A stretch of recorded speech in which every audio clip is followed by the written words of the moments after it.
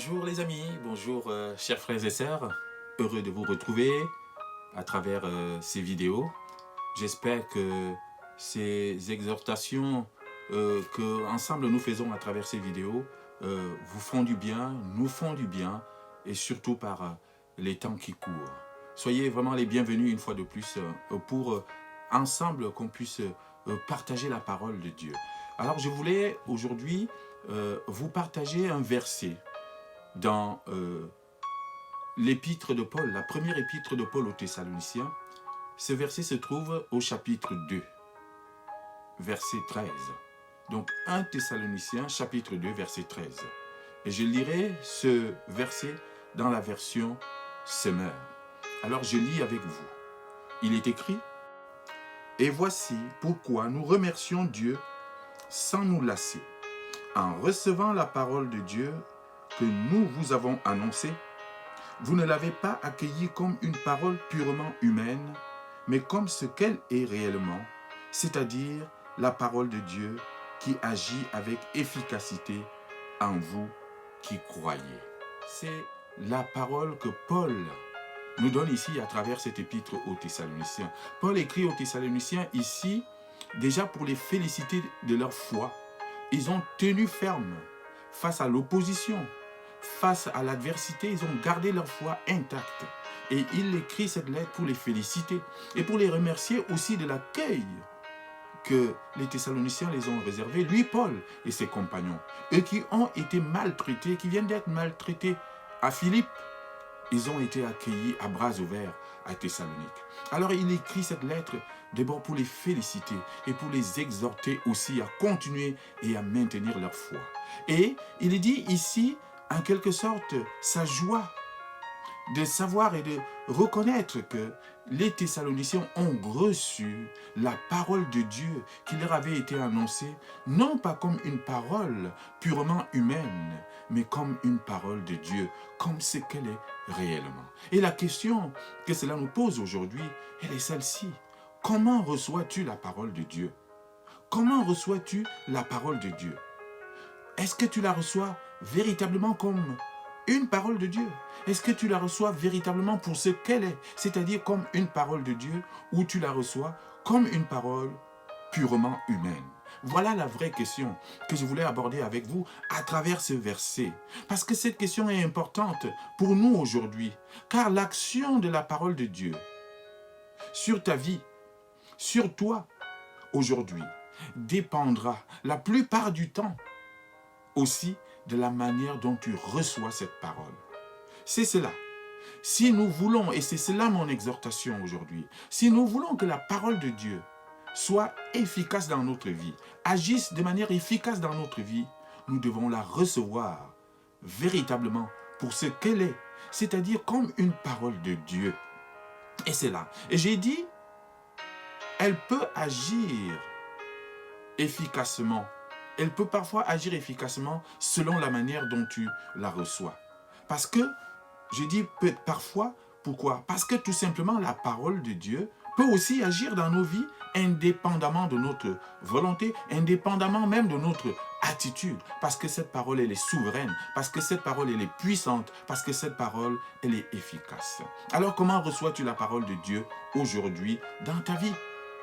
Est-ce que tu la reçois comme les Thessaloniciens ici pour ce qu'elle est véritablement, c'est-à-dire la parole de Dieu? Et c'est quoi la parole de Dieu? Comment elle est la parole de Dieu? La parole de Dieu, elle est efficace, c'est ce que nous dit la parole. La parole de Dieu, elle est puissante. La parole de Dieu, elle est vérité. La parole de Dieu, elle est créatrice. N'oublions pas que Dieu a créé toutes choses par la parole. Et cette parole doit agir et agir véritablement dans la vie. Comment tu la reçois? Et le problème, c'est souvent cela. C'est que nous, les hommes, parfois, nous recevons cette parole comme une parole simplement humaine. Comme une parole purement humaine. Et c'est quoi une parole humaine? Nous pouvons définir la parole humaine. La parole humaine, contrairement à la parole de Dieu, n'est pas toujours une parole puissante. Les puissants de ce monde, oui, peuvent agir par leur parole, mais tout simplement par le pouvoir qu'on leur donne.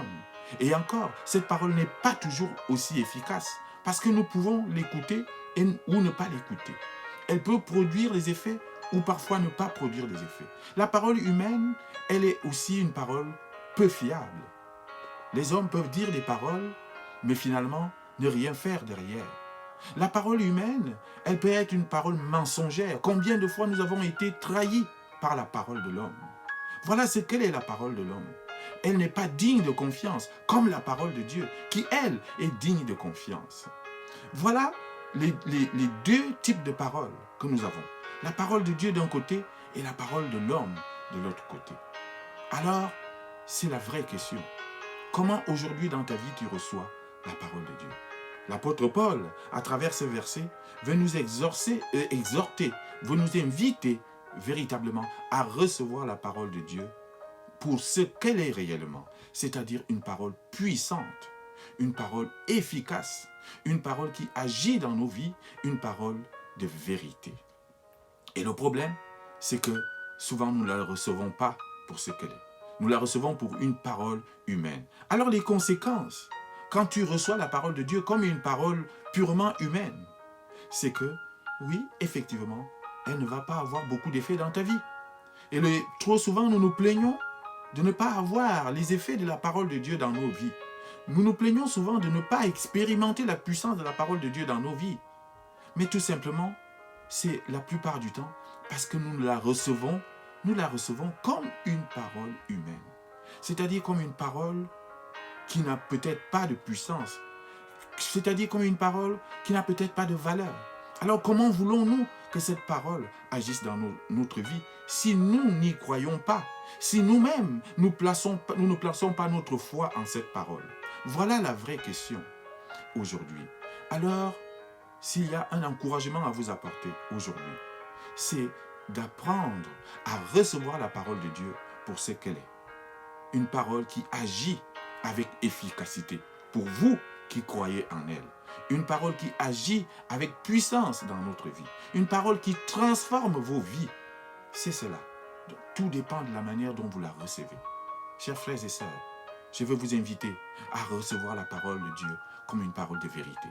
Je veux vous inviter à recevoir la parole de Dieu comme une parole puissante. Je veux vous inviter à recevoir la parole de Dieu comme une parole qui agit efficacement dans votre vie. Et c'est ainsi qu'elle transformera véritablement vos vies. Je veux prendre quelques exemples, tout simplement, qui se trouvent dans la parole de Dieu, quelques versets, pour vous demander si vous y croyez, vous. La parole nous dit, par exemple, dans Ésaïe, chapitre 53, au verset 5, « C'est par ces meurtrissures que nous sommes guéris. » Crois-tu en cette parole? Crois-tu que c'est par les meurtrissures de Jésus-Christ sur la croix, par ce qu'il a subi sur la croix, par les blessures qu'il a connues sur la croix, que toi, aujourd'hui, tu es guéri? Crois-tu que Jésus-Christ peut te guérir de ta maladie aujourd'hui? Souvent, nous disons cette parole sans trop y croire. C'est cela le problème. Oui, nous la prononçons sans trop y croire. Nous devons vraiment prendre la parole de Dieu pour ce qu'elle est. Une parole vivante dans notre vie. Et si nous voulons vraiment qu'elle agisse, oui, nous devons y placer notre foi, toute notre confiance. Parce que Dieu ne ment pas. Et quand il dit quelque chose, la chose s'accomplit. Mais c'est à nous de placer notre foi dans cette parole.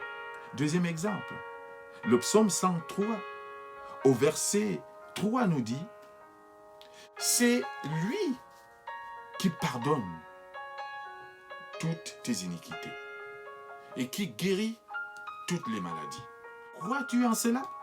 Crois-tu que Jésus-Christ t'a pardonné? Crois-tu que Dieu t'a pardonné en Christ? Et crois-tu qu'il peut guérir tes maladies? Et qu'il peut guérir toutes sortes de maladies aujourd'hui? Trop souvent, nous disons cette parole, mais nous n'y croyons pas vraiment. Trop souvent, nous pensons que c'est de la littérature. Mais nous avons besoin de rendre cette parole de Dieu, qui est dans la Bible, de la rendre vivante pour nous, afin qu'elle puisse agir efficacement dans notre vie. Oui, nous avons besoin de croire que Dieu peut guérir nos maladies. Nous avons besoin de croire que Dieu nous pardonne. Nous avons besoin de croire que oui, par les meurtrissures de Dieu, de Christ sur la croix, nous avons été guéris. Nous avons besoin de croire à la parole de Dieu. Et nous avons besoin de la recevoir comme une parole de Dieu, comme une parole puissante, afin qu'elle agisse dans notre vie. Si ce n'est pas le cas, ah oui, alors oui, trop souvent, nous ne verrons pas justement les effets de cette parole dans nos vies. Mais Dieu nous assure d'une seule chose. Il nous rassure d'une chose, c'est que sa parole ne retournera pas à lui sans avoir produit l'effet pour lequel elle a été envoyée sur la terre. La parole de Dieu qui est sur la terre ne retournera pas à Dieu sans avoir accompli ce pourquoi elle est venue. Et cette parole, elle est venue pour transformer nos cœurs. Cette parole est venue sur terre pour transformer nos vies. Cette parole, elle est venue sur terre pour nous accorder le salut. Et cette parole, elle est venue sur terre tout simplement pour qu'à un moment donné, le royaume de Dieu soit établi définitivement. Et que ce soit seul le Dieu Tout-Puissant qui règne. Et cette parole, soyez-en sûrs, ne remontera pas à Dieu sans avoir accompli cette promesse. Alors, si j'ai quelque chose à vous dire aujourd'hui, c'est d'apprendre vraiment à recevoir la parole de Dieu comme une parole de vérité, comme une parole de foi, comme une parole digne de confiance, comme une parole qui peut transformer nos vies. Et ainsi, oui, nous verrons véritablement les effets de cette parole dans nos vies. Gloire à Dieu. Amen.